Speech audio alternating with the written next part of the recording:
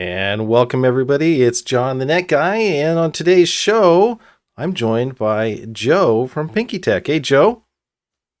How's it going? How's it going? Doing good. It's always kind of funny. We've been doing a lot of these rehearsals and getting everything ready. This is my first two-party show. We're covering both coasts. I'm on the West Coast. Joe's on the East Coast. You know what I realized, Joe?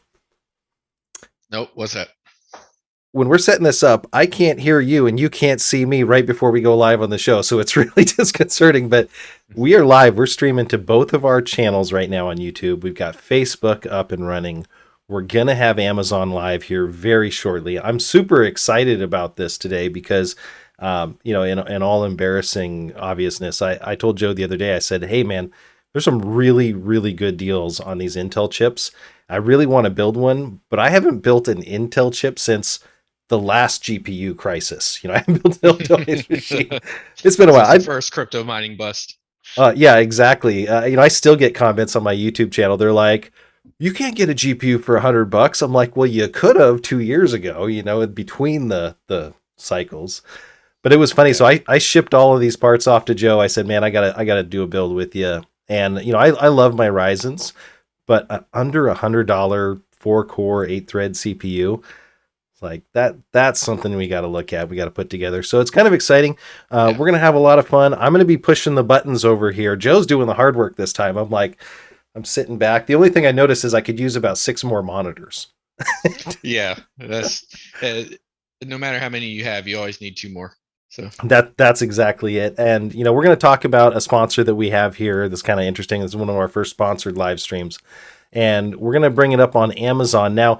Amazon Live's got more rules, I tell you, than a presidential debate. There's certain things you can say, thing you can't clap. I'm sure you can clap. Yeah. Yeah, exactly. Hey, oh my gosh, a super chat already. I haven't even got to talking about super chats. This is ridiculous. We'll get in there and talk about that in 1 second. Man. Yeah, Zach, you kill me, man.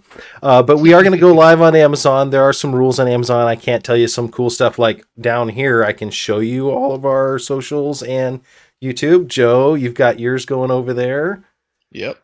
And more accurately, you've got mine going over there since you're pressing the buttons, but I do appreciate it. Technically, but you got the hard work today. So I would just encourage you, if you have not checked out Joe's channel, there's some really cool videos. He releases probably more often than I do. And you got some funny stuff in there, man. I love watching your channel. Very, very neat stuff. Yeah, I appreciate it. Speaking of that, let me pull up our notes here. Make sure I don't forget anybody when we're talking about this. Just one quick thing about, that all super chats are going to be read on the air, including during the Amazon section. Joe, are you shooting with a potato? Yes. And there's one person on here that spends a lot more money on equipment than the other, and that's obvious. So we'll just leave it at that. Yeah, and of course, I just realized my wife didn't do the obligatory, chinchilla farming on my eyebrows. She likes to go through and clean those up. As long as they don't touch, then I'm okay, right? Yeah, as long as there's 2, you're okay. I got Russian eyebrows there, but we'll read super chats on air. I got to pull this one up here. First up, Zach, man. That is awesome. Merry Christmas, super chat. I was going to say... Holy cow. Yeah, tell me about that. All super chats during this show are going to go to upgrade that camera. So, we'll get you something there, Joe, to help out. And I really do appreciate that, Zach. This is going to be awesome. It's going to definitely help us keep buying parts. And with that, we're going to leave that up for a little bit. I do need to talk about our sponsor. I'm going to wait till we get into the Amazon Live here. So we're going to have to be really quiet for a second. I'm going to get the Amazon Live going. If you do want to join us on Amazon Live, if you haven't followed me on Amazon Live yet, I'm trying to get up their levels. It's kind of like with YouTube. As soon as I get to 1,000 followers, I can get put on their Saturday shows, which is really cool for me, and that would be awesome. So I'm going to go in here and hit preview. I'm going to go tell OBS to bring the Amazon folks in. And then when we're ready, we'll get them going. And the first product I'm going to bring up is our sponsor today. We'll get all that lined up. It's just getting all connected and we're ready. And I'm going to clear our super for 1 second. We'll come back here. Be right back.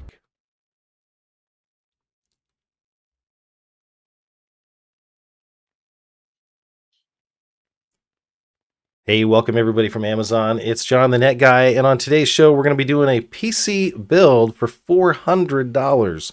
Yes, $400. You can build an Intel 10105F machine. But before we begin, I want to tell you about our sponsor today.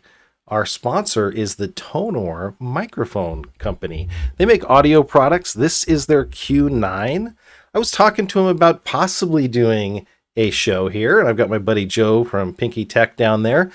And I said to him, I can't do a show about your products unless I've tried them out. I said, send me your, most representative sample of your brand. And they sent me out this Q9. What was funny about it is I've had the newer version of this, NEEWER, and it was garbage. I sent it back. And so, not saying which model, but I've had other, ones that didn't work. And so this one's kind of cool. It's got a desk clamp. It's got this entire arm here. It has a shock mount, which you rarely see at this price point here. This is $54.99 right now. It's available. And it's a USB microphone. And you can hear in my voice, I'm probably excited. I'm probably talking over it. Am I, Joe? Am I breaking? No, it actually sounds really good. As long as you Sounds. don't hit it like you did. So, Oh yeah, I gotta be careful about doing that. But yep. the one thing I like about it being a USB microphone, especially for streamers, you don't have to have an XLR interface. I've got a full soundboard here. It's going to cost you twice, three times as much as a microphone for a cheap soundboard. Then you don't have to have an audio interface as well. You don't have to have a cloud lifter. You see those guys that go out and get the SM7B from Shure. It's the ubiquitous microphone, and it sounds good. But this thing sounds really good too, and it's USB, works with Mac, PC, or Linux. Plug it right into your machine and get going. What's funny is there was no drivers for this thing. I plugged it right into my OBS. The only thing I have on it is a noise reduction, which I do with every single microphone I have. So I've been excited about it. You're going to get to see a demo of it the entire show today, because whenever I talk, I'm going to be talking through it here. And I just wanted to point that out and say thank you to the Tonor company. And if you're interested in seeing more about these products that they have, this is one of their kind of their mid-range products. This isn't even the best one that they carry. So if you want to see a show maybe with more of these products, stay tuned. And if you're on the Amazon, this is one thing I would recommend is follow me on Amazon up there. If you see that follow link, go ahead and hit that. You're going to get notified every time I go live. So if I do a show for Tonor or some of these other companies, you're going to get to see that show, and it's going to be really cool. But thanks again to Tonor. If you have any questions about them, let me know in the chat. I can answer those questions while Joe's building this PC we've got coming up.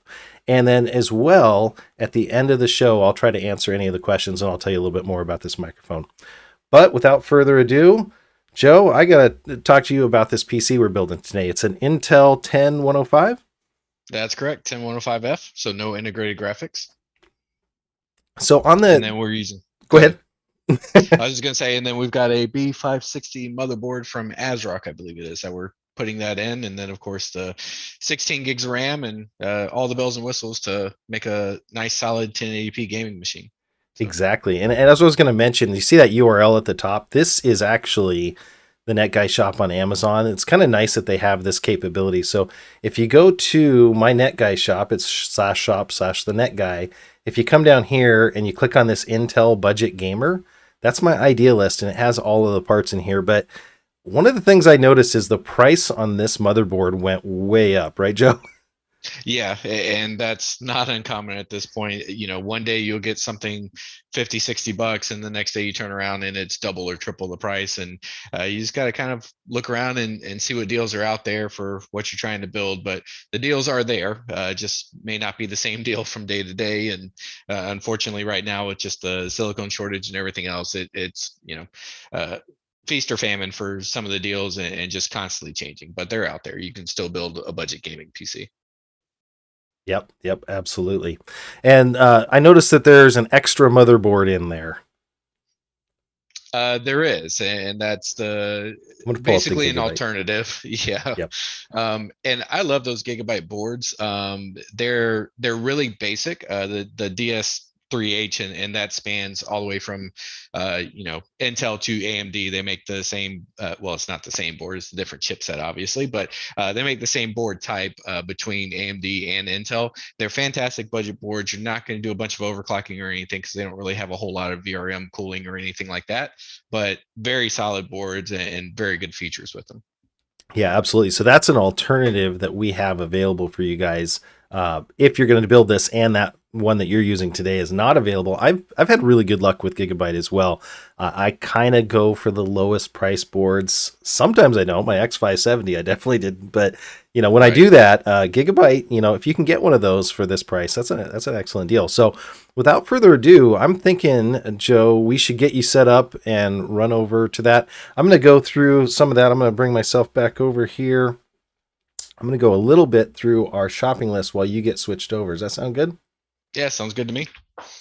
So just real quick, here's the list of what I spent on them. I know these prices may not line up to what Amazon is. Again, these things fluctuate, but this is a $404 budget build here. So you can see this. Joe's getting ready to put the machine all together. As he goes to each specific part, I'm going to go ahead and pull those up on Amazon. It's going to be a tag team kind of thing. We'll pull them You up want to flip that camera, John? in the carousel. Let's see here.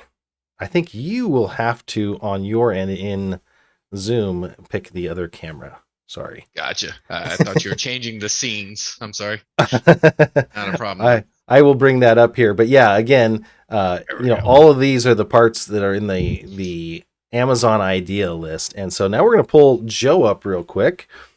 He's on the B cam. What are we looking at, Joe? It looks like a big white desk. Yep, that would be it. So,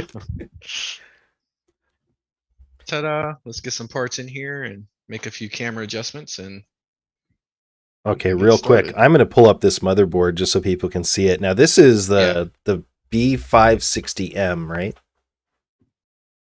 correct. Yep, Nice. from ASRock. B560M Pro 4. What's your thought on There we go. 2 versus 4 RAM slots on these? I almost always go for RAM slots. It's one of my pet peeves is getting two. Now in a super budget build, you can do that. But essentially, the reason why I like four is that if you can actually get 4 RAM slots, then you're ready to go. So if you start with 16 gigs, you can always go back and then add another 16 gigs and bring yourself up to 32. Whereas if you have two, you basically have to get rid of those DIMMs and then buy the extra kit there. But so I do like this board. The one thing, other thing that I don't like as far as RAM slots on this board is the fact that this side is actually fixed. So you're just kind of stuck. And these are the only sides that actually open up for RAM. But other than that, it's been a really solid board. And I'm going to bring some more light over here. There you go. Once Absolutely. again, I'm working with potato equipment. So Well, no, and actually, I should bring myself in here. So, noticing the CPU on this, that's one of the big differences Intel versus Ryzen, right? The sockets. correct. Yep. Yeah, the socket type. So we're LGA with Intel. We're currently PGA with Ryzen, but that's going to change in the next series. So as a matter of fact, I've actually got a Ryzen board here. Oh, nice. And so the difference being, I've already had the CPU in the other one, but difference being is on Ryzen, your pins are all on the CPU itself, and on so there's no pins here. Flip it for Intel. For Intel, there's no pins on the CPU. The pins are all actually in the motherboard itself.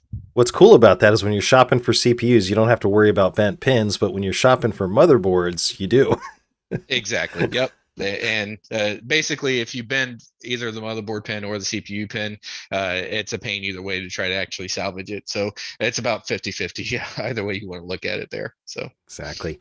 Do got a question in the chat here. I'm going to bring up Andrew, and he's sure. asking if the 10100F supports Mhm. XMP profiles. It's a good question. Um, so the XMP is usually more towards the memory and the motherboard. And so with that, yes, typically speaking, you can.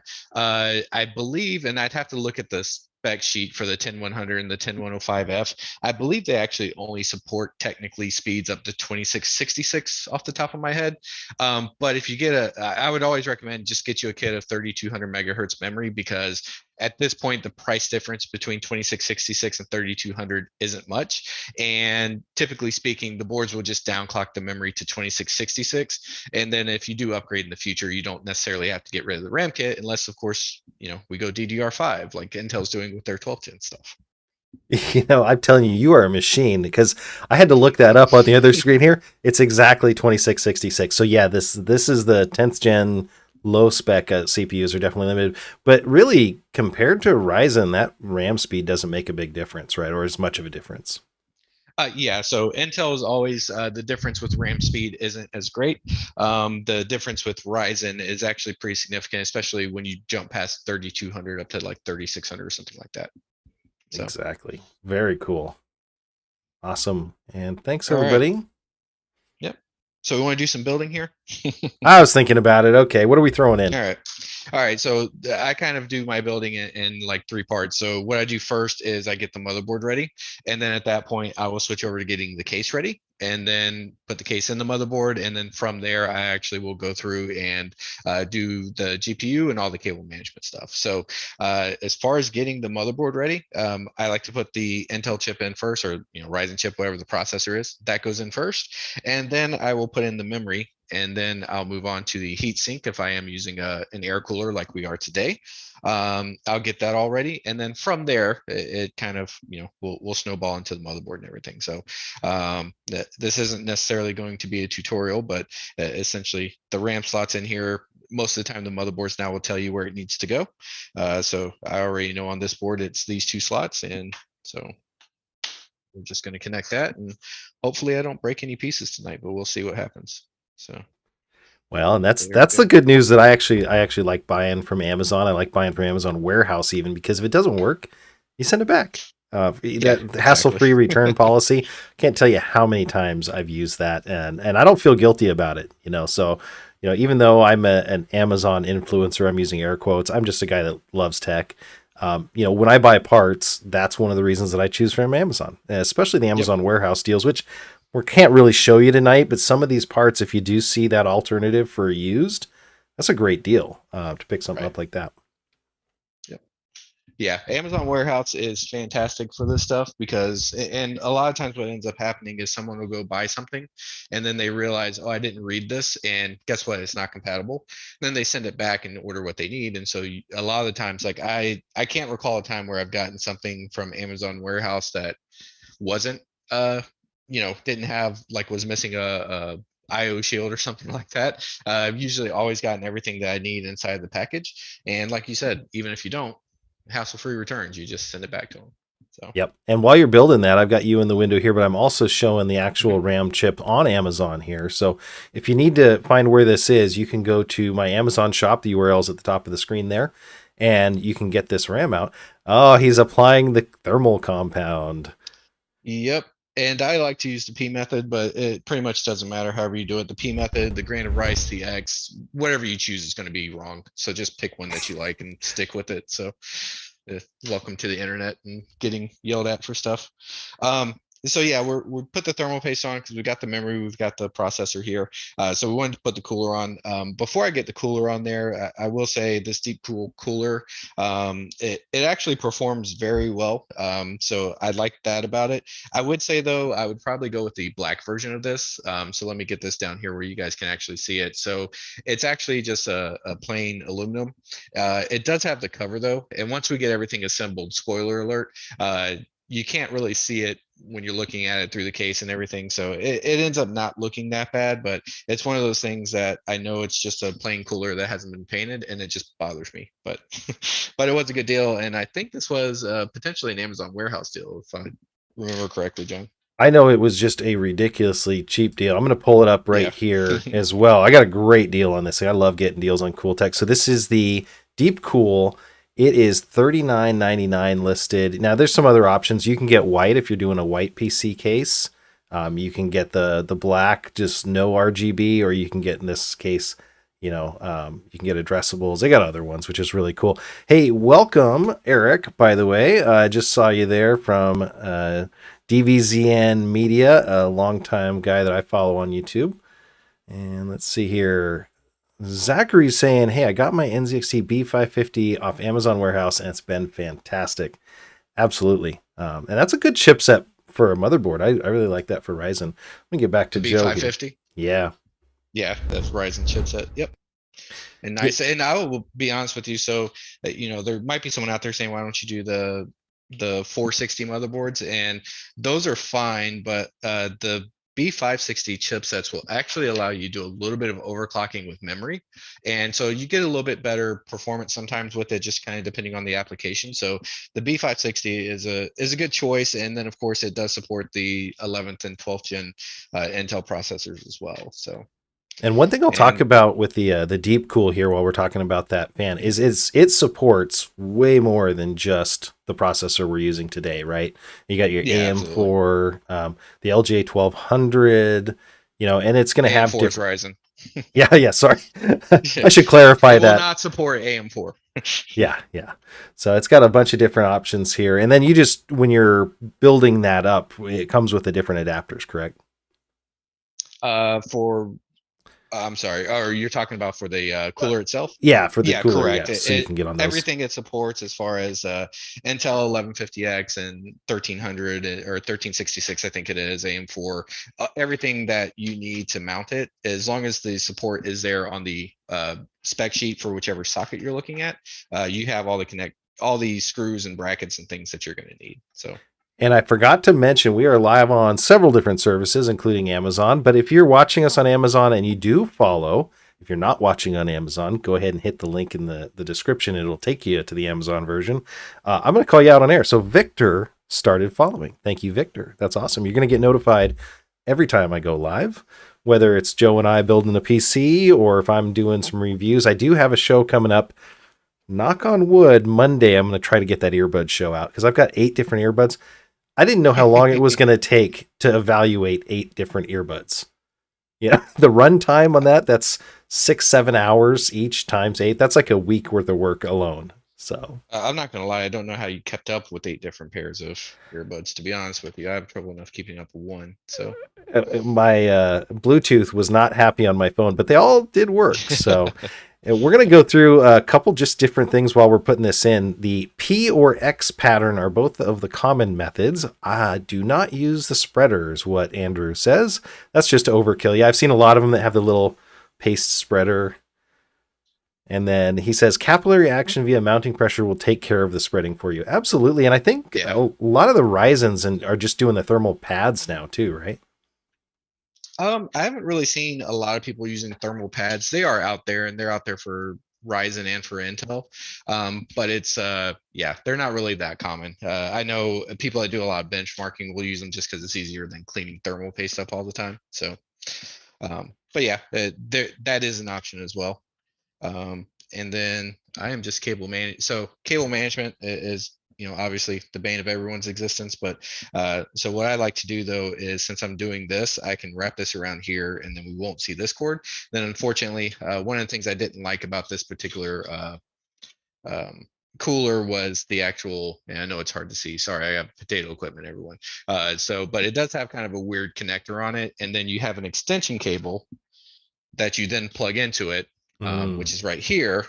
And then you can connect the RGB to your motherboard, and it's super annoying. And then, of course, you've got an extra foot and a half of cables that you're going to have to cable manage later. But yeah, good times all the way around. So, Oh, don't worry. I was embarrassed. I got an SFX power supply. So one of the small form factors. I thought, oh, this will right. be great. I'll put it in this really nice tower case I have because it has the adapter. The cords weren't long enough. Yeah. The CPU pin. So, having an extra cord there, I'll give you one positive. If you have an X570 board and you got to get all the way to the bottom, right? Hmm. That's one advantage if you're going up and over the back. But yeah, cable management's always tough on these. Yeah. And I will say too, as fun as it is, having all this extra cable, if you have a case like we're going to be using today that has a power supply basement, just shove all the cables in there. So best The cable management method they've come up with. So, all Yeah, right. And that's it. So we've got, let me tilt this up just a little bit for everyone. So yeah, we are we have our motherboard assembled. We've got our memory on there, we've got our CPU, we've got our fan, and obviously we're not going to put the GPU in because you kind of have to mount that to the actual case. So, but yeah, that's it. And if your cooler's not shaking, you got enough mounting pressure, or at least that's generally the case. So, we're going to move on to getting the case ready. Nice. So we've got a pretty good build going here. We covered the Intel CPU. We covered the motherboard here. Got the RAM installed. Now, a lot of times you could hook up the power supply if this is your first time doing this, and you could bench start it. I think I've got another live build I did a 5600. If you see my past streams, it'll talk about that. If it's your first time doing this and you're not, we've tested this board a bunch of times. I've got some pictures of this machine. It is going to be available, by the way, I should say, after the show. This entire build is going to be available on one of those sites that I can't name that does auctions, very popular one. But we'll talk about that after the show. But we're just opening the Montech case. I'm going to pull this one up because this was an interesting case. Joe, you have more experience with this case than I do, but I think you even got a video on it. This is a really good one, right? Yeah, and it's not this one. It's actually so this is the Montech Air 100 ARGB. I've actually got a video on another site we're not allowed to talk about either, probably on on the Air 100 Lite, which is basically the same case, only the fans are not ARGB. But I really like this case. Some of the features of it is it did have the thumb screws for your back panel. No, the IO shield comes with the motherboard. I was just too lazy to take it out when I was disassembling. But when we take a look at the case itself, look at the cable management. And this is a $70 case, I think it is. My hider's getting in the way here. So it's got room, obviously, SSD, and then down here, once again, me being lazy, I've already got an SSD mounted, but this would be a 3.5-inch tray that you can use. So it's got some room for some SSDs and for one larger hard drive or mechanical drive, I should say. So not, it's not my 5000D airflow from Corsair, which is a full full ATX case that you can stuff pretty much anything, and I'm pretty sure my car fits in there at this point. But it's got all these cable tie downs. So these came with the case, as you can tell, because I don't work for Montech and it's theirs. And then also it has a ARGB hub in it. Now it's not a fan hub, but they do daisy chain all their fans together. And a couple of drawbacks, obviously they're not captive thumb screws for the side panel, but really the major drawback that I have with this is that, and it's once again going to be hard to see, but this is a 3-pin fan connector, so you're not going to be able to control the speeds like you would with a 4-pin connector. So that's kind of one of the drawbacks, but it does have a power supply basement on there. It's got all the cable management that you could want, and then just one of the things you have to make sure is with this ARGB controller is that you do actually plug it into SATA, because if you don't plug it into SATA power, it won't have any power. Your fans will spin. They won't have any color to them. So. Yeah, and I'm going to pull up the Amazon page for this. This is the Montech Air 100 Lite on the Amazon page. Identical case to this. The difference is it doesn't come with those fans. The addressable RGB, but same case, same build quality here, which is kind of neat. One thing I wanted to point out is, again, supply issues as they are right now. It's really hard to find good cases. This same build process will work with really any micro ATX tower design. So this is one that we picked that we like, but you're going to see some stock issues that have been going in and out of stock here. Yeah, that's correct. And that was one of the things that unfortunately I don't see the Air 100 ARGB anymore. So that was unfortunate because I really do like this case, but you could always get the Air 100, and then which is actually cheaper than this one. And from there, you can actually just go ahead and add some ARGB fans if you so choose. I like it. Here we go. All right, so I'm just kind of fishing some cables out of the way here. So next for me is I've just double checked and made sure that all of the standoffs are actually inside of the case. And so now we're going to go ahead and we're going to mount the power supply in here. And so let me see if I can get you guys a better angle for this. So here's the power supply, and this is the Corsair CX50. Good power supply. It is, I think, an older model, but it's still a very good power supply, and especially for a budget build. And it does give you some headroom being a CX50 that you could upgrade the graphics card later on to one of the newer ones, like a 3060 or something like that, and still have enough for the recommended power to power a newer graphics card if you so choose. And then since we have a dust filter on the bottom of ventilation, we're going to mount this fan side down so that we can take in the air from the bottom. And then of course it'll exhaust out the back here. So Very, very good trying point. to And get that put in. that does keep the power supply from adding heat to your case, right?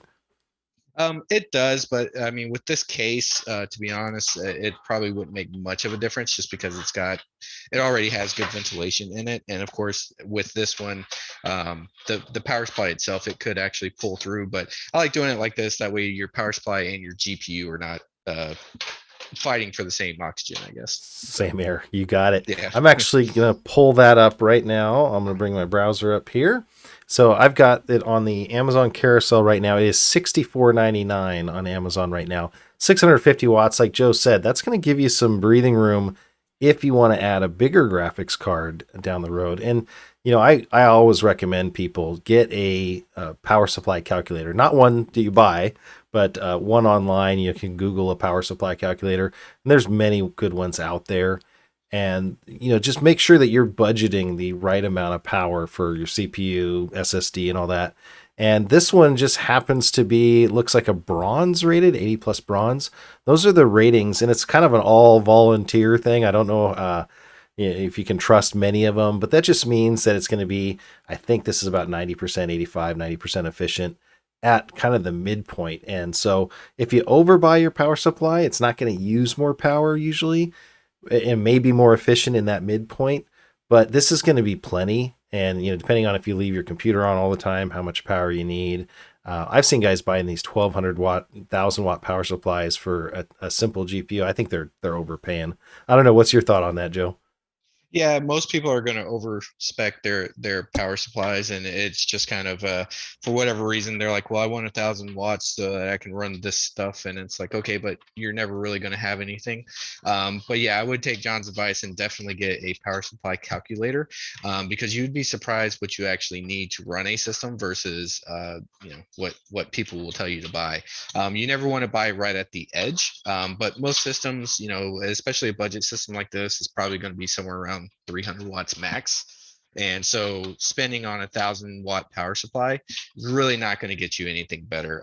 They say, yes, it'll run quieter. And I would say, the difference between price in a 650 watt power supply and a 1,200 watt power supply, is that worth it to you? Is it going to be really that much quieter, especially when most of us are wearing headphones while we're gaming anyway? So I doubt it. I would say just save your money, spend it on something else. Exactly. And, any standard power supply is going to work on this one. This just happens to be the one that we're building. Got a great deal on it and, had a little bit of that headroom. So that's what we're seeing here on Amazon. So I'm going to go back to Joe. Looks like he's got that almost done. Speaking of power supplies, there's that whole modular versus non-modular debate. Where do you stand on that, Joe? Yeah, so I'm a semi-modular guy, if I can. So that's the fully modular, unless you're going to do custom cables, is probably a waste for most people, because if you think about it, every build that you do is going to have a CPU connection and a 24-pin motherboard connection. So there's not really a need to not have those cables. So if you're going to do custom cables, that's fine. But other than that, being able to choose how many SATA connections you want, how many video card connections or graphics PCIe connections that you want, that's actually valuable to me. But I would say that comes in after I spent all the money on the performance I can. That to me is kind of an aesthetic thing, because it's not going to change performance any. Yeah, absolutely. And when we talk about that, I probably should have qualified that. So, this one is not a modular power supply, non-modular. All the cords are connected to it. A semi would have the main cables connected, the ATX, but it would allow you to choose if you needed SATA power or anything else like that.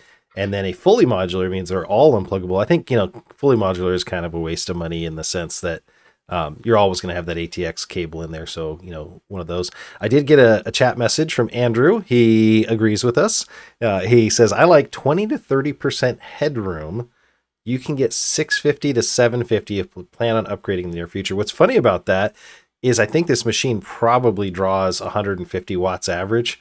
So when you think about what we're buying, yep, it's not going to be much, and that's the especially when you're dealing with 4-core 8-thread chip like this 10105F is.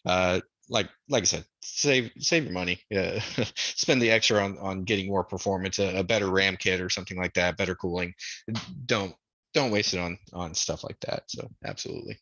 I'm going to pull up a funny tool. Now, it's not in the carousel. I have to point that out here. But this is called a kilowatt. If you're really interested in how much power is actually being used, you can get one of these at Amazon right now for $35.41. It may arrive after Christmas, it's saying, but I use these all the time. And, I had a GTX 10, or not 10, no, a 1650 low profile in an HP 800 back there, an 8 thread 6700.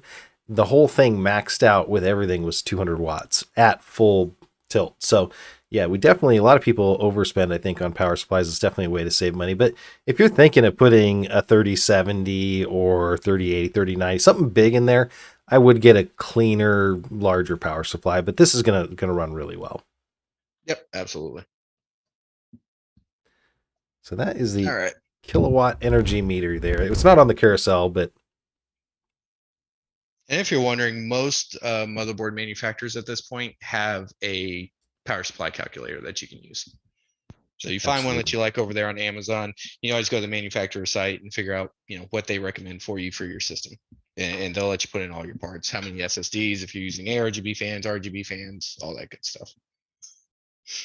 All right, well, moving right along, we've got her in the case, so it's time to start connecting some stuff.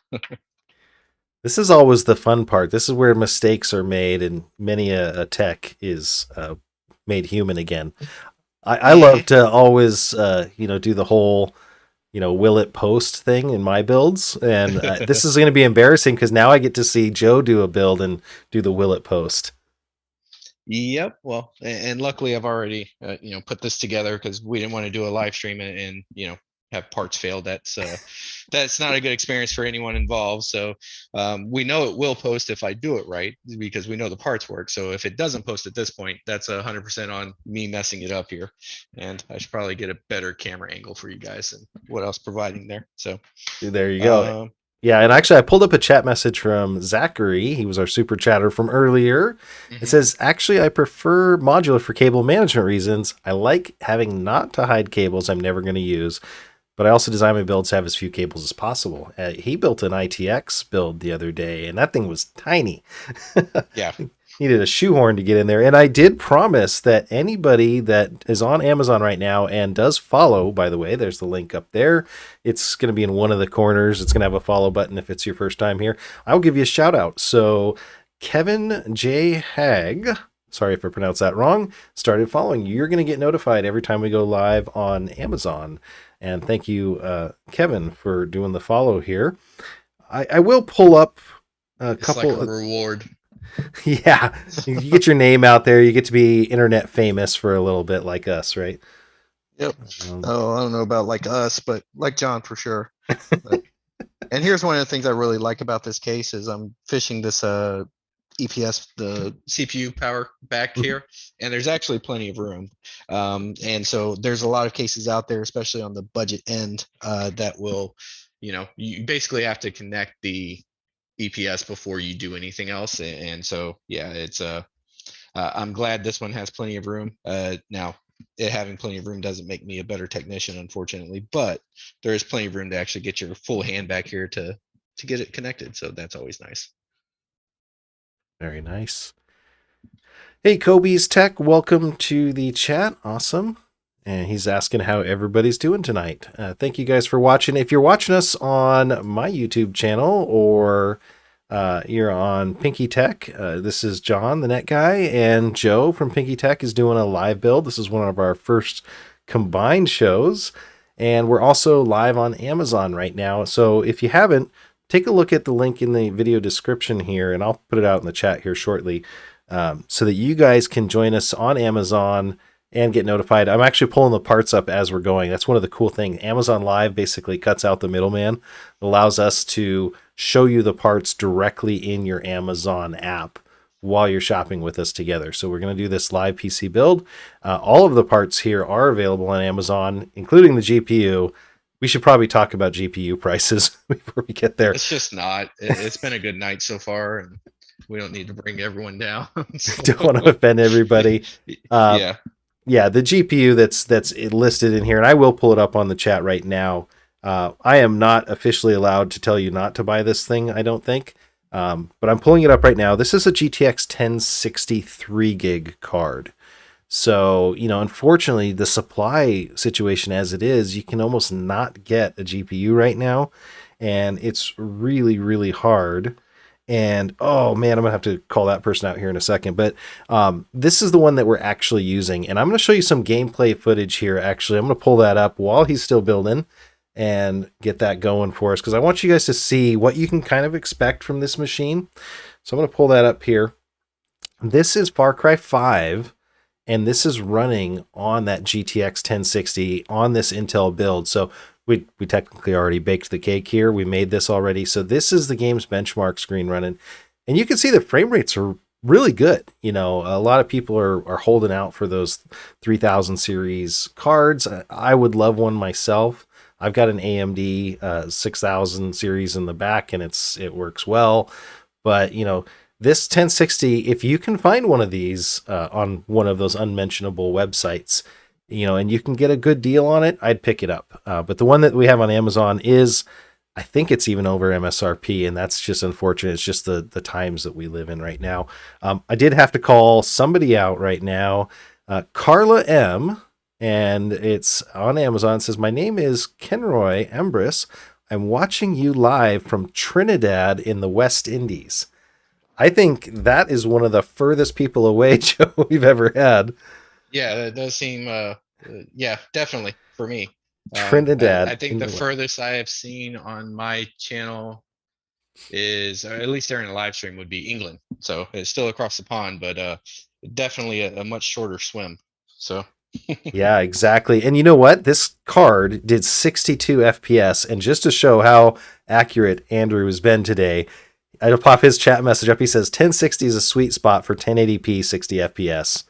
It would be nice if you could get the 6 gig card. Some of the newer games are going to really want that extra RAM, but I'm going to bring up a couple other games just because I want you to see how this thing performs while Joe's hooking it up down there in the corner. You can see this is Fortnite, and it's funny. I've started to play this more and more. They've just had the latest season, the whole. Oh, I don't know. Are we allowed to give spoilers, Joe? I mean, I don't think it's a spoiler at this point. It's been out for a little bit, so. Yeah, go ahead and mute me if you're worried about this, but I just want to show you the FPS you're getting. 106 FPS. Now, this is not performance mode, right? This is medium/epic settings. Performance, it's medium settings, epic view distance. Yeah, you got to have the epic view distance because you need to find other people, right? But yep. Spoiler alert, the whole island flipped upside down in the last one. It was pretty funny. So we're looking at the graphics of a GTX 1060 3 gig available from Amazon. And this is 106 FPS in Fortnite. And, actually, I'm going to play it some more. It looks really good. I totally think you must be spectating here, right? I'm not sure. You're not that cracked of a shot, right? No. And as you can see there, I am not that cracked of a shot. So if I was spectating, the other person is just as bad as I am. So there you go. Yeah, Fortnite is definitely not a game I play often. I do run it for benchmarks, so I do get into the potato lobbies. So I don't look quite as bad on screen with it, but yeah, it's definitely not a game that I partake in a whole lot. But I know a lot of people do, and I always like to run benchmarks on it because basically, if you see what it runs in Fortnite, you kind of get the gist of what it'll do for a lot of other games. Now, this is kind of embarrassing too. If you guys know of a game that you want to ask about, put it in the chat.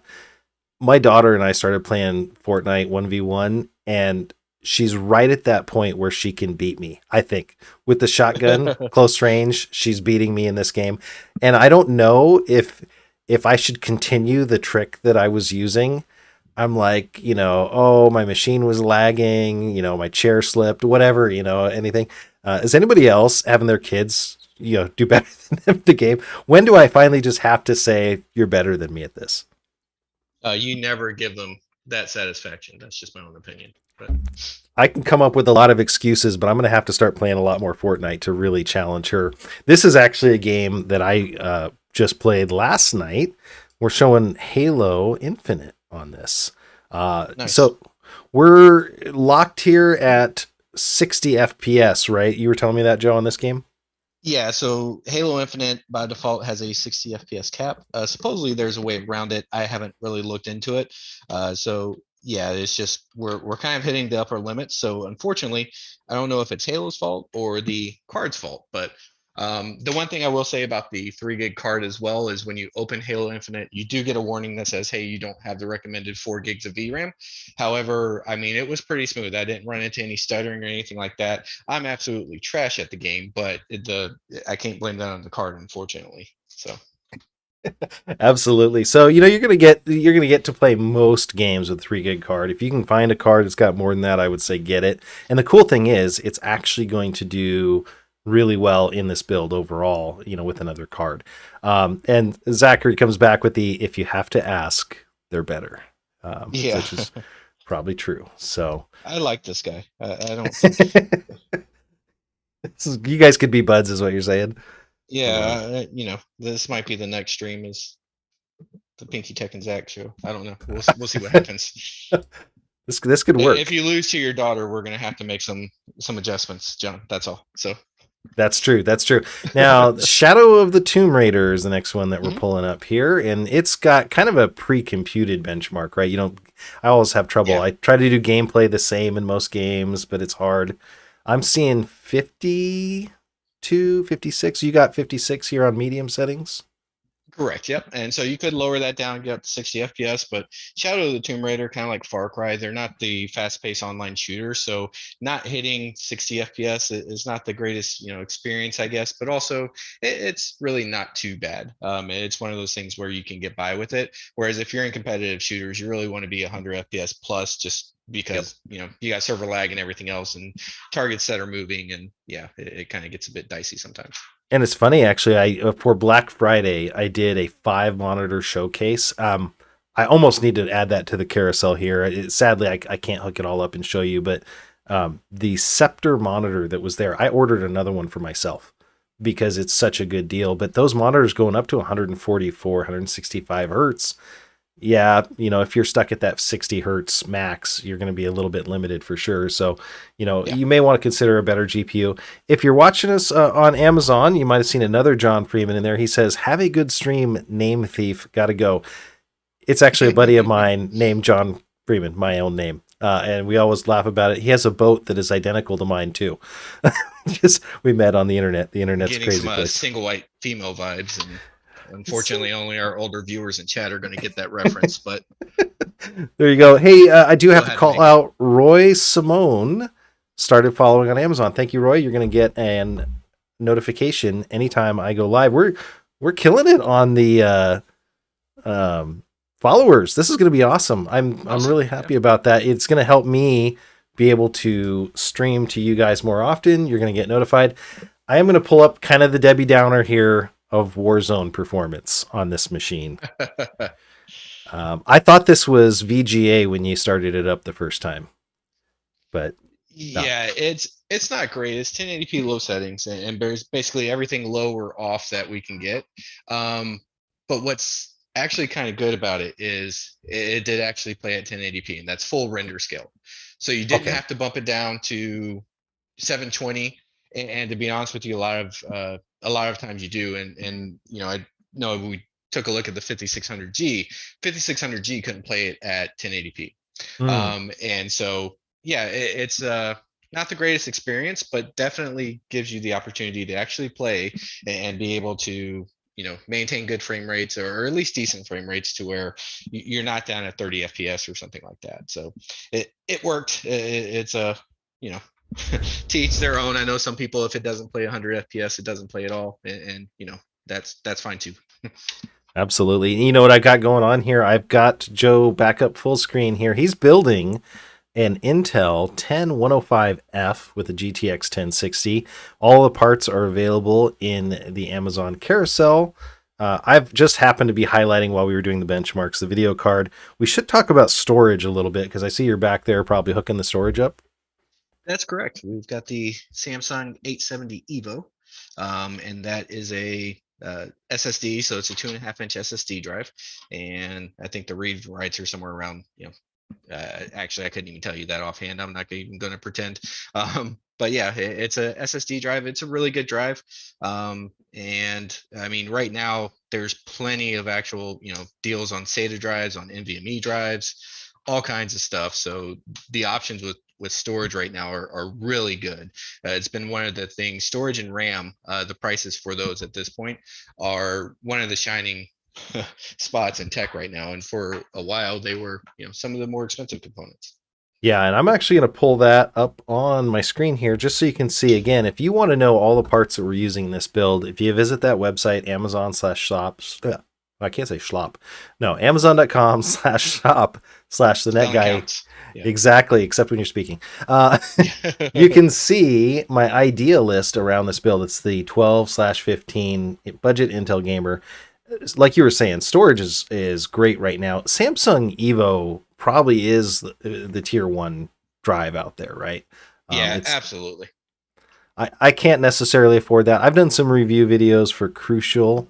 A Crucial MX500 would be another great one to have in this form factor. And, really, I think an NVMe drive. So this is a traditional plug-in SATA SSD.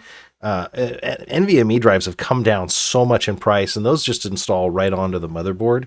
So again, reduces your cabling. So, if we have somebody like Zach who's worried about his cable management, we could do that. But yeah, lots of really good options here. And it's funny because, the price difference, I think right now, this one's $59.99, and they go up and down. They fluctuate quite a bit, but the 250 gigabyte is more expensive. That's how crazy the world is right now. But this is a great deal on a drive that I can pull the stats up for you here. It's 560 and 530 megabyte sequential read and write, and that's it's that makes sense. It is SATA. It's not a NVMe drive. So, and that's really going to be the SATA interface. The NVMe drives can go faster. There's been a lot of debate on whether people actually will notice seat of the pants, whether they're on the different types of drives for sure. And I don't think you could on this. I think the Samsung Evos with the low seek times are going to be just fine. Yeah, if only somebody on this live stream had a video about the differences between them. It would be great. That'd be a really interesting video to watch. Yeah, 100%. So 100%. And actually, I got to pull up another one here.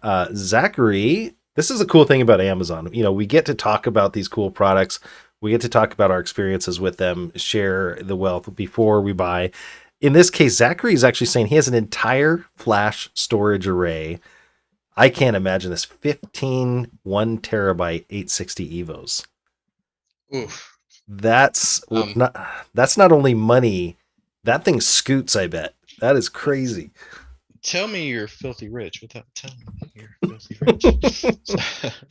Yeah, the 860, don't get me wrong, the 860 Evos are fantastic drives, but they are definitely some of the more expensive drives out there on the market. And I won't say it's not worth the money. To be honest with you, if you were going to spend on an 860 Evo, I'd probably tell you look at like a Team Group or an Inland Premium, NVMe drive, which you'll get faster reads and writes. Whether or not you actually notice it, who knows? But the Samsung SSD there is just going to be limited by the fact that it is a SATA interface versus a PCIe interface. So, absolutely, man. I love this stream because I get to push buttons over here, and Joe does all the work. I might have to do this more often. Let us know in the chat if this is something that's cool that you would tune into. If you'd like to see us do other types of shows, just reviewing basic tech. I love doing PC builds because one, you get to learn how easy it is to build a lot of these machines with the right parts, with a little bit of help in the beginning, and then you can start to get creative. It's really kind of cool. And just wanted to bring up Dan Ortel started following us on the Amazon. Thank you, Dan. Woohoo. Really appreciate that. You're going to get notified every time we go live. And Zachary's back with I use Crucial MX500 as boot drives on my servers. I thought he was going to say them as Yeah.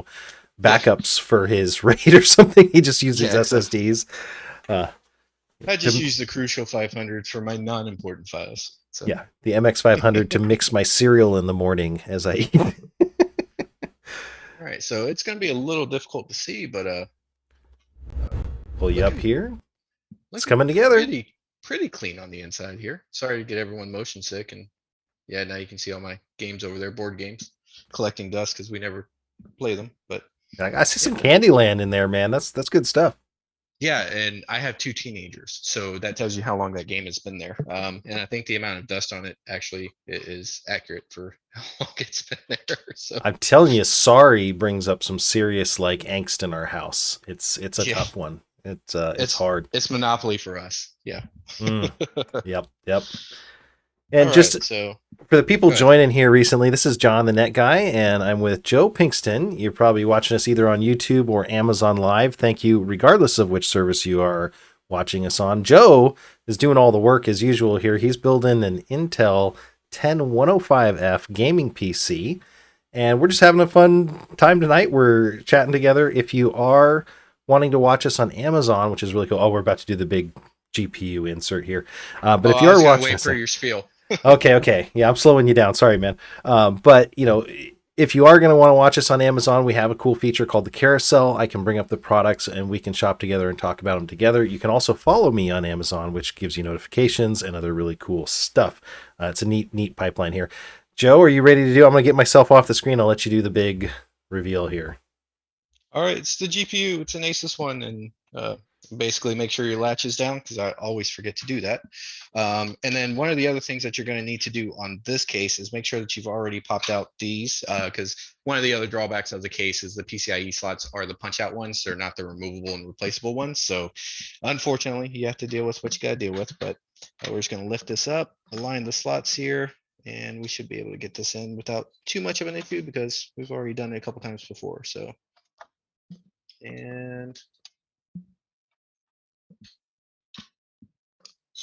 I guess didn't feel like it popped, so I'm gonna try it again here. We're in and now we're out. So all right, let's try this again. I was going to say, was that a pop or a crack? I don't know if I Yeah. condone that kind of. You know, if you don't condone it, you would be building it yourself. That's all That's I'm true. saying. That's So true. Now the last build I did didn't have a GPU, so yeah, me too. I think a lot of people are making builds without GPUs at this point. So all right, and so we're gonna get a screw in to hold this. Well, my magnetic screwdriver will actually hold on to it. and I did just pull up in the carousel as Andrew says, the good old Asus Dual 1060. So Yep. this is a 2-fan. I think the Arctic cool white version. I really wanted to put this in an all white PC build, but I just didn't. The stars didn't align. But now we get that salt and pepper look, I guess here. Yeah, a little bit of white to change up the color on there. And of course, we got some RGB. But yeah, I mean, all in all, I think it looks pretty good. I'm gonna pull some of this cable back through here. Sorry, I don't have all the fancy equipment John has, so I have to actually move stuff around every time I move the PC. So yeah, We are doing our first East-West stream. Everybody knows West Coast is. Can I do gang signs? No, sorry. Everybody knows West Coast is the best coast. That depends. How long do you want your channel to be monetized? That's there you go. But we are doing our first live PC build. Hey, Novella Hub, welcome to the show today. He says, "Hey, hi, John." Hopping in there. The only rule is don't get us demonetized and don't get us kicked off Amazon Live. So, welcome. So here we go, and looks like we've got pretty much everything attached. And I was going to say I'm looking at a table. There we go. Okay, now we see it. So, all right. So taking a look here, we've done a little bit of cable management as we went. These ties actually work wonders, and like I said, everything gets stuffed down here where you can't see it. And then of course the pro method of putting a PC together is you do the smash and scoot technique. So basically put this on, you just smash it as tight as you can against here, and then scoot it forward until it connects, and that's how you put the panel back on your case. There we go. That's the Ta-da! HP certified way to do that, right? Correct. If you've worked in IT any amount of time, you have used this technique. It's taught from the womb. So I love it. I love it. Oh, this is so awesome. I had a blast doing this and just watching here. And I'm trying not to give him a hard time because I know how hard this actually is. But I think we're getting close to that post test. And what I love is the confidence that he puts the back panel thumb screws in on this case. I'm going to pull the case up while we're chatting about it. This is the Montech Air 100 Lite. The Lite that I'm showing you on Amazon on the carousel right now does not have RGB. I got to be real clear about that. The problem is just supply. Go ahead, Joe. Yeah, and this is the ARGB version. Same case, only difference is the fans on the Lite, non-RGB. These are RGB. So. And that's really just a supply issue. They were out of stock on Amazon, but you can see the one that's on there. And there's a lot of case choices. This would work with a variety of cases. And, you know, as we've been showing benchmarks and talking, Joe has been plugging everything in. Is this thing ready to fire? Should be close. I'm gonna hook up a keyboard and mouse, and we can all say some prayers. And of course, I almost just hooked this up to the back panel I/O, and that would not have worked very well because we have a dedicated graphics card. We don't need that. So I just zoomed in for a second to the one connector that a lot of people miss, which is the back of the GPU power. And they don't have that connected. I've blown video cards by not hooking that up in the older ones that weren't smart. So that's one thing to be real careful of as you're hooking this up. Yeah, I actually had that issue where I had just gotten back my my motherboard and putting back in my cards and everything, and I'm sitting there trying to figure out why my system is not booting. The motherboard was fine, everything else, and then realized, yeah, it was booting just fine, except for I did not actually plug in the PCIe power to my graphics card, so it gets even the best of us, I guess. Oh no. And I did have to pull that super chat back up. He didn't super chat again, I promise, that I think of, because otherwise Joe would be doing a dance right now. But thank you, Zach, for the $100. Merry Christmas to all super chat. I really appreciate that. That's going to give Joe, I think, at least an XR1 Lite encoder or something. We'll get maybe a continuous battery for that fancy DSLR he's got. Yeah, something like that. All right, so since I don't have all the fancy equipment, first things first, I gotta throw the switch on the power supply. And let me see if I can get us lined up to look at the monitor here. Can we get one that has the monitor? Can we get one with the monitor and the case, so I know you don't have this plugged into another machine? Or is that asking too much? Do I have to? Yeah, I'm gonna get myself out of there just so you don't see my reaction. There.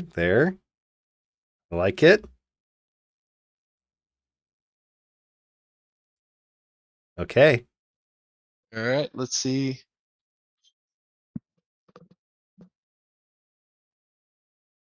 Dun, dun, dun. And we're not posting. Well, actually, it's not even turning on. Did you plug it into the wall? It is. So you can tell the motherboard. Okay. So now becomes the all right. The time panel connector, I'm sure.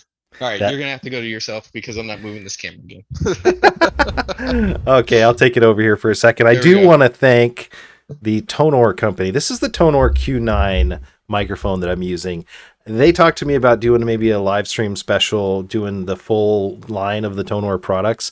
And what was funny about it is I said, well, I don't usually do it unless I have experience. Like I've done stuff for Wise, I've done stuff for Scepter, I've done stuff for a lot of companies. I said, send me your most representative sample. I kind of thought that they would send me the really expensive microphone. This is their budget microphone. This is the Tonor Q9, came in this box back here. And it was, I think, $54.99. I'm going to bring it up real quick on the carousel so you guys can see it. It's the first product on our list today. And it's genius. It's a USB, and I'll just show you because I don't want to make you guys think that I'm not being legitimate here. I'm going to pull the camera up on the side. I'm going to switch over, and you can see this is my setup here. I'm using OBS like all the good streamers do. I plugged this into my desk. I plugged it over into OBS, and it works. I've added one thing to this, which is a noise reduction filter, and I do that for every microphone I have. It sounds really good. And also, a nice thing about this, it being USB, you don't have to have a super expensive, fancy mixing board like I do over here, and I'm not using, or another Focusrite or Behringer interface. You can take it with you. It's portable, and it works really well. So, very cool for a beginning streamer. $54.99. This is provided by the Tonor company. This is their Tonor Q9, which I just pulled up on the Amazon carousel. So Joe's been doing a little bit of work. Did we find anything debugging this, Joe? Yeah, it was pretty simple. It was just the front panel connector was in the wrong spot. So, and before we hit the button, Ruby and Rohan over in my chat, thanks for stopping in and saying hi. Apologize, I've been a little bit absent. I've been busy. So, all right, do we want to count down or how do we Yeah, wanna do this? let's see. 3, 2, 1. Nice. Ta-da! I need some music. I need a button on my stream deck so I could just be like, have, parade or something. Sorry for the seasickness, everybody, but Yes. Yes, it there we is go. posting Iron Man. Somebody's got a Ta-da! I thought it was What, somebody was made gonna like say- Marvel? I was gonna say that's a Yep. Marvel fetish, isn't it? Yep. And there's one over there. So yeah. I love it. So this thing's posted now. I'm going to bring up the benchmarks again real quick. Oh, actually, that shot you've got right there. Man, look at sorry. that RGB. No, that's great. That's cool. And from the front, it looks really good as well. So we'll move this around and maybe even, I don't know how bad this is going to look, but we'll try dimming the lights, setting the mood. It's So, looking good. Your camera's the RGB on auto-adjusting here is- for sure. Yeah. The RGB on here it's bright without being obnoxious, which I personally enjoy. So Oh, it's man. unfortunate that the webcam looks better than my DSLR does, but I'm going to have to figure out how to do the conversion rate here because you just got a super chat from Kren6977 says, good day, but it's in Aussie bucks. well, good day, mate. Oh, don't get us started here. But no, I appreciate that. It's demonetized. Yeah, exactly. Kren, thank you so much for the super chat. And yes, we are building Thank you, appreciate it. 10105. That's going to help him with the potato camera fund. Yes. Get him upgraded here. But this works really cool. And again, I love the fact that it was the front panel connector. I think next time we're going to have to have a betting thing going on, like a will it post poker. Yeah. And depending on what bingo cards you get, that happens to everybody. Yeah, and it's funny because on this case, so by default, the reset switch is not, it goes directly to the controller that's on the back. So it's actually got a button on top right here, and you can actually go through and change the RGB modes on it. And so you don't get the reset switch unless you actually take it out and plug it in. So you only have 3 sets of connectors. So you got your hard drive LED, your power LED, and your power button, when normally you would have those plus a reset switch. And so I just plugged it into the top, just going along and proving to you that I would have this done in, under an hour. And, Well, I wasted a lot of time in the beginning. yeah, exactly. I didn't start, but we still kind of got there under an hour. So very cool. Well, I appreciate that, throwing this thing together. That is one interesting thing about the reset switch. mhm. Now on the fan, I noticed the fan is different colored. Is there extra ports on that addressable RGB that we could hook the fan to the controller? Not that we So want to. no, but- because the actual cooler that we use is actually only RGB, Got and it. the controller for these are ARGB. But there's only 4 ports; they're all used anyway. The good Okay. news is though is that you can actually install, I believe it's Polychrome for ASRock, Polychrome Sync for ASRock, and you can actually, all these fans that are on here, since they're directly connected into the motherboard, you can actually control through that software. So you can actually synchronize them and put them on the same effects. Yep. And then I see the motherboard glow lighting going there. Are you going to do Correct, that? and that's controllable as well. Yep. Yeah. So you could sync those. Are you going to do that ASMR thing when you peel that back? Can you get your mic close enough to peel? I can do that, but if we're gonna ship it, somebody else- Okay. You know I what? don't Hold know. on. I can help you out. I've got you guys. Chat, don't say I didn't do anything for you here. So I That's can move that's this the out of best way. part of building a PC and getting a sunburn in the summer is when you peel that off, isn't it? Yeah. So let me see if I can adjust this. And The good news is if you keep it clean, it's it'll coming stick right off. back on. Well, there's actually two on here. So I can peel the Oh. inside. Oh, and fair leave enough. the outside on. So, all right, here Okay. we go. Let's see if I can do this Get it one-handed close. and hold a mic.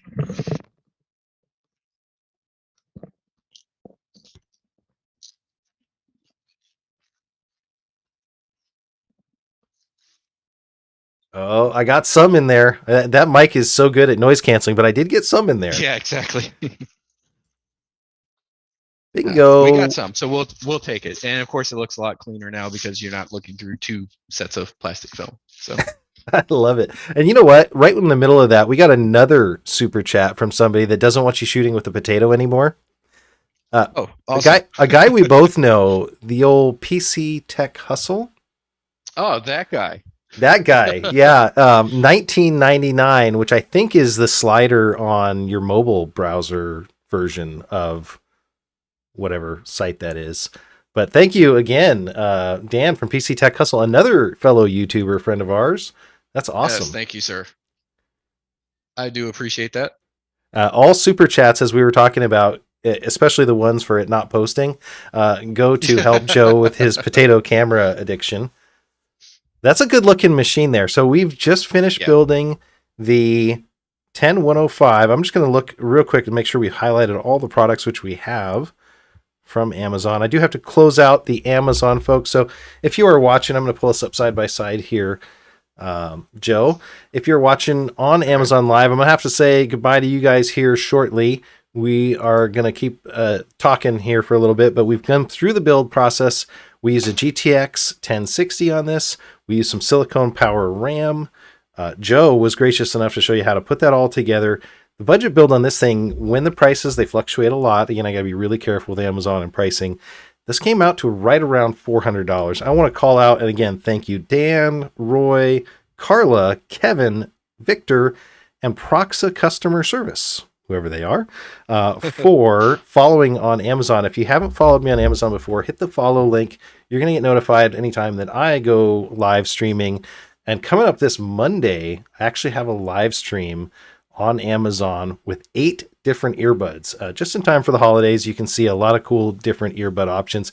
It's just taken me a long time to do all of the work there. So just want to thank you there. I'm going to drop the Amazon now, but we are going to be staying alive here. Coming back to me. We are going to be staying alive. So thank you guys, everybody on Amazon. And Dan, thank you for the sub there, or sorry, the follow there on Amazon. And he says, very nice build. S-word.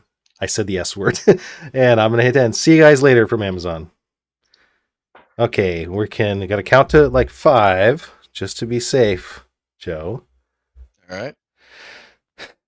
Live stream ended, publishing video. And we had 764 people drive by us on Amazon there. Awesome. That was crazy. And now we can be humans again. Sorry about that, guys. Amazon, I like it, but it has some pretty unique rules. You know, there's some things you can and can't do. I like the fact that as a creator, you guys know, we basically have to get the products from Amazon anyway, because that's usually where we buy them, do the video, hope somebody finds the link in the description, clicks through. They don't have a cookie blocker or, URL filter and all that stuff. Says we lost audio, Andrew said. Oh. You can still hear me though, right, Joe? I can hear you. I think that was Andrew. You can hear me. Yeah, I can hear you too. So I think that was, might want to check Andrew on yours. If you were jumping on Amazon, it's kind of weird too. They start everybody muted. So you have to tap in on Amazon if you were watching there. I did just drop out the Amazon, so you have to watch us on YouTube. But, I like it that they give creators a voice and an opportunity to show products. We get to be on the product page. So all those products that I was hitting, we were live on their product page. Andrew says, never mind, it was him. Okay. Don't scare me like that, man. We're new streamers. This is tough on us. But right. So that was the Amazon thing. Like a professional over here. Come on, guys. There's something in there that's getting pro. That PC build went pretty fast. You did that in under an hour if I wasn't slowing you down, pointing out every product. It's almost like I'd done this before. Now, let me talk about one more thing, we got another one of those super chats. So it's like I can Novella see Hub, this ching the ching guy that's ching always in the guy that's always in the craft craft. computing. Yeah. Yeah. I never get to see it live. I always end up having to watch the replay because you guys start way past my bedtime. So Oh yeah, and I think we end up drinking way past tomorrow for you. We get yes. into it pretty easily. But no, that's funny. There's a lot of upgrade paths on this machine. I happen to get that 1060. This is the rules of Amazon. Luckily they're not Mhm. here right now. I couldn't tell you. I bought that thing off of OfferUp for $100 about a year and a half ago. It was right at the beginning of COVID, and I should have Yeah. bought every GPU I could have found. I didn't think about that. I paid $100 for that thing as a 3 gig. I played all the games that were out at the time were great, and Yeah. it was one of my first forays into the GTX series or whatever because I've always had the AMD cards. But what was interesting about it is I tried to play Doom Eternal, and that was the first game that was like, "Whoa, you've only got 3 gigs." You know, Really. yeah, that was one of the ones that, and I liked, the different Doom stuff. So, the older ones worked fine, but as soon as it came into Doom Eternal, that's the one that blocked me because of the RAM. Yeah. If you have any advice on where to get GPUs, throw it in the chat. I don't know, Joe, any ideas? I mean, there's not really a lot of good ideas. Unfortunately, EVGA shut down their queue system, so you can't even get into the queue now. If you were in the queue, you're still in it, and I've done some videos on that stuff if you guys are interested. But that was the best one. I actually have an RTX 3060, and I got it for 329 from EVGA Q. So if you're in the queue, yeah, exactly. If you're in the queue, hopefully it comes soon. I can say just from the amount of comments on that video, if you're looking for a for the win card, it's going to take a long time for you to get it. Some of the other versions are a lot easier to get. Uh, but so, unfortunately, that's gone for us. Zotac is actually staying. They're bringing queues in and out. Newegg Shuffle is still a thing. Whatever you think about that, I have reservations about it. Unfortunately, it's just one of those. Like I like the premise of it, but also they tend to bundle a bunch of crap. Lately there's been more where you can just get a GPU. Other than that, I mean, OfferUp, eBay, there are still deals out there. It's just you have to be quick and you have to be ready to just pay the price and be able to move forward. But that's pretty much how you're getting GPUs now. I mean, Zach TechSurf, he gets all kinds of GPUs, but he's constantly on Mercari and OfferUp and sites like that all day, every day to find the deals. And once he has a deal, has verification, boom, go. Yeah, absolutely. I just wanted to talk about that real quick. Zach Tech Turf deals Hmm. on Discord, on Twitter. Now that we can say anything we want, but Yeah. it feels like we can say anything we want. But Say you want to test your monetization? I'm good. I'm good. But it's interesting because those guys, they were out there. He was buying from what is it, AliExpress. He's buying these 550 cars, 560s. Hmm. And it's like paying $200. He's getting these budget builds done, which I commend him. But man, Right. it's all second and third and fourth tier hardware, and I'm just Yeah. like, if I could find a used GPU, that would be a really cool thing to do. Yeah. Andrew's telling us here, and he hoarded the 1070s, and 1660 Ti is a solid Yes. card. Great card. Yeah. Yeah. I've got a 1650 GTX for the HP 800 build I Mhm. was doing, and it's a low pro. You put that in, you don't need to change the factory power supply because it's good to 200, and that thing Right. rocks. That's a cool setup. But I bought that Yeah. card for maybe $200 because it was an under Yeah. 400 total build. You can't get that card for $400 or $500 these days. It's Yeah. just killing me. And I want to say too, if you want an AMD card, you don't have to look hard to find one. The problem with the AMD card right now, I mean, I could walk into Best Buy, I could walk into Micro Center. I know a lot of people can't walk into Micro Center. Sorry. But like, I could walk into pretty much any brick and mortar and get like a 6600, a 6600 XT, 6700, etc. It's just nobody wants to pay six, seven, $800 for them, but they are brand new cards. They are good cards. They don't have NVENC, and I know a lot of people get hung up on that. But if you're just gaming, even if you're gaming and you have a decent processor, you'd be surprised what your processor can do. And you don't have to use your video card for the streaming. You can actually just use your processor. If you're on a 3770 or 4790, something like that, you might want to think twice about it. But yeah, if you're just doing a stream and you've got a 5600 or a 101, maybe a 10600, something like that, it's plenty to be able to do a stream and play a video game at the same time. You can only have one Chrome tab, but that's more a memory thing than the processor. So. Yeah, exactly. Let me look at my list here. I just had a few more things. I want to make sure we covered everything in here. Going through here, like I said, I've got some stuff coming up. You just released a video though, right? About that, specifically around that fan. Yeah, the cooler that we did, I just released a review video on that one. And so, yeah, that's out there. If you guys want to take a look, like, subscribe, all that good stuff. But yeah, it actually performed very well. And I tried to melt it. I strapped it to my 10850K. And all I will say is no spoilers, but we were able to use it again. So it didn't melt. If you're melting aluminum by the time it has dissipated the heat, you're putting a lot more heat out than I would. So yeah, I mean, the processors nowadays will shut down before you can melt an actual cooler anymore. But yeah, it was fun to mess with it and see how hot I could get it. So now, if you are looking for a budget build, I do have to mention that this machine is going to go onto that auction website that we can finally name now, eBay. There we go.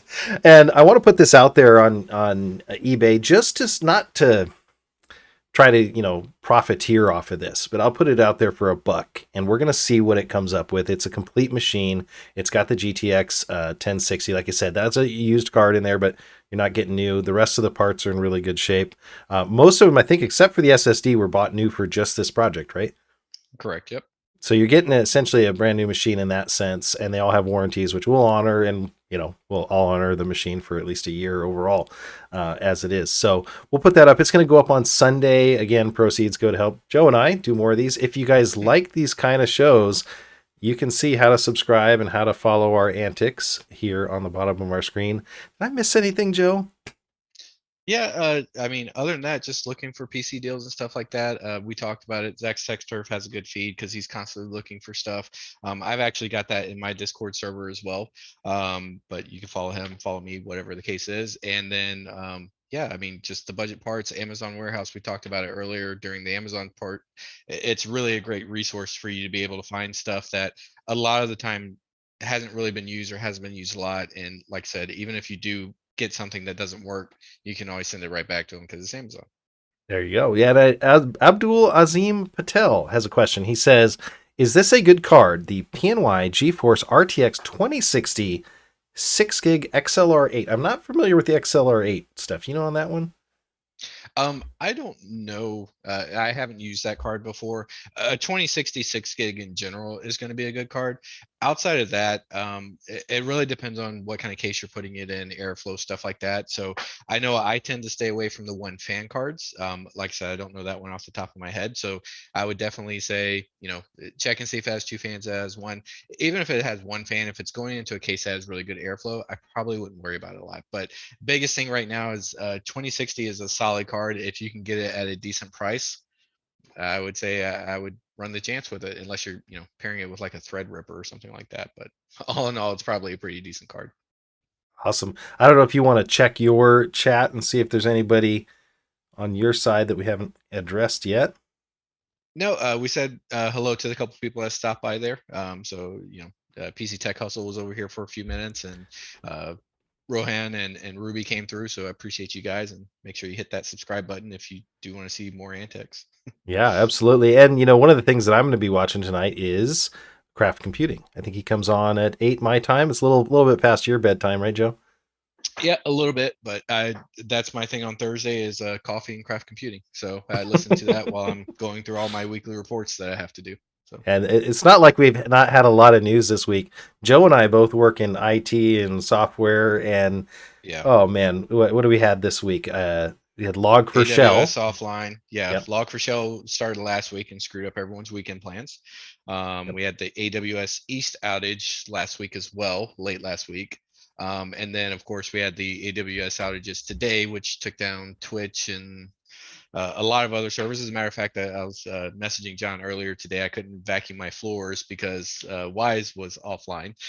So my robot vacuum was like, nah, we're going to skip today. And so, I have to clean my floors myself. So then there was me, this guy. Air conditioning. Oh, yes, I remember. I couldn't turn the heat up or down in my office here. I'm like, luckily I had this. I had to go dig this out, but I use that Home Assistant that shouldn't be named all the time, and so when that was down, and that's pretty pervasive back-to-back outages that, the IoT devices. I just did a big showcase on Wise. You were talking about that vacuum. It's like the vacuum was not like, I think it was in Terminator or something that's just hitting the wall or whatever. Right. There's always the Yeah.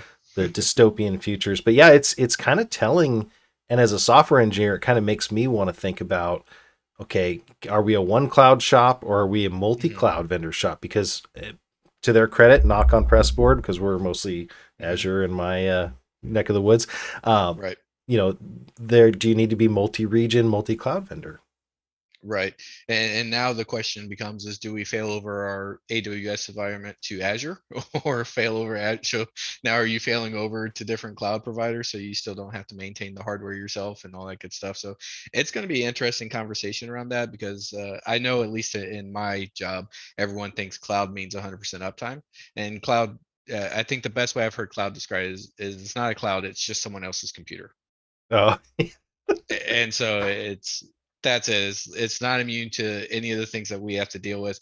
Hopefully their budgets allow a lot more redundancy and resiliency, but whether or not they're actually putting money into it, obviously there's going to have to be a few more Bezos bucks spent this week to prevent something like this from happening again. So and the sad part is it's performance review time, not only for, I'm sure, the AWS guys, but also the other guys that are using them. It's like, no, I had 100% uptime all year, and then this happened at the end of the year. Yeah, exactly.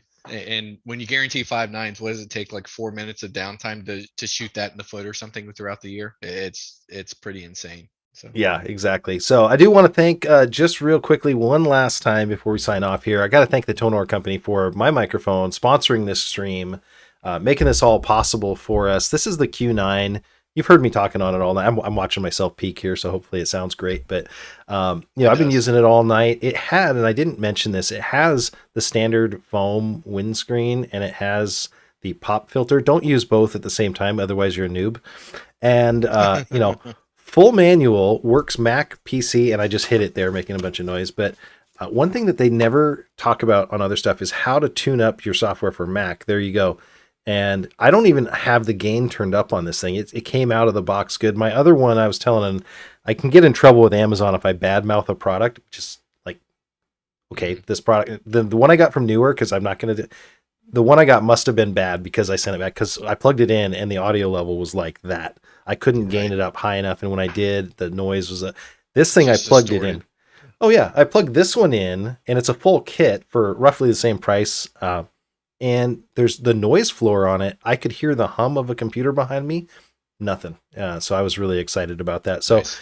I'm happy to work with them. You may hear about a live stream coming up with a lot of their audio products. They got a lot of other cool stuff. So, Joe, I want to thank you for doing this with me and, making this live stream possible. We kind of last minute threw the Amazon Live in there. That was a different thing. I did want to get us those. We had over 700 people drive by.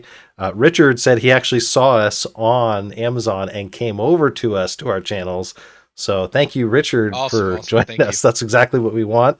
And if you guys want to see us do this again, let us know in the comments here. And, anything else I missed, Joe? No, I appreciate you inviting me along for the ride here. It's been a lot of fun.